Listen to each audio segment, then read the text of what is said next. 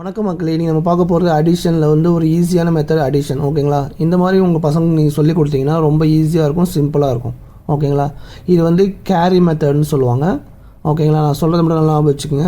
லாஸ்ட்டாக 9 முடிஞ்சுதுன்னா எப்படி வந்து ஆட் பண்ணணும், 8 முடிஞ்சால் எப்படி ஆட் பண்ணணும், 7ல் முடிஞ்சால், 6ல் முடிஞ்சால், 5ல் முடிஞ்சால் எப்படி ஆட் பண்ணணும் ஈஸியாக சொல்லித்தரேன், நல்லா ஞாபகம் வச்சுக்கோங்க. ஓகேங்களா? ஃபஸ்ட்டு 8 + 9. ஸோ இது வந்து 9ல் தான் முடியுது. ஓகேங்களா? இந்த லைனில் முடிஞ்சுன்னா ஆட் -1 இந்த கான்செப்ட் தான். இதை மறந்துடும், இதை மட்டும் ஞாபகம் வச்சுக்கோங்க. லைனில் முடிஞ்சுதுன்னா ஆட் -1 அப்படின்னா ஒன்றுமே இல்லை. இந்த மேலே இருக்க நம்பரோட -1 மைனஸ் பண்ணுங்கள். மைனஸ் பண்ணிங்கன்னா என்ன வரும்? 7.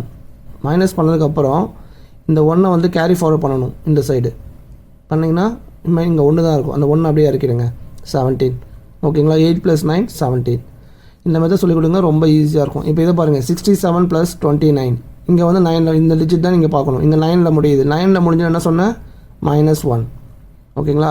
ஸோ இந்த டிஜிட் கூட -1 பண்ணணும். 7ல் -1 பண்ணிங்கன்னா என்ன வரும்? 6 அப்படியே இருக்கீங்க. Carry forward 1. ஓகேங்களா? அப்படியே ஆட் பண்ணிக்கங்க. 6 + 1 7, 7 + 2 9.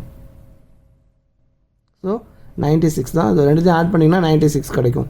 ஓகேங்களா? ஸோ இது வந்து 9ல் முடியாது. நெக்ஸ்ட்டு வாங்க 8ல். ஓகேங்களா? 8ல் முடிஞ்சுதுன்னா -2. அவ்வளோதாங்க, சிம்பிள். இந்த நம்பர் பாருங்கள், இந்த டிஜிட் எடுத்துக்கணும். 7 - 2 என்ன வரும்? 5. நெக்ஸ்ட் என்ன பண்ணணும்? இங்கே வாங்க, கேரி 1 எடுக்க சொன்னல, கேரி 1 எடுத்துக்கோங்க. ஸோ 1 2 3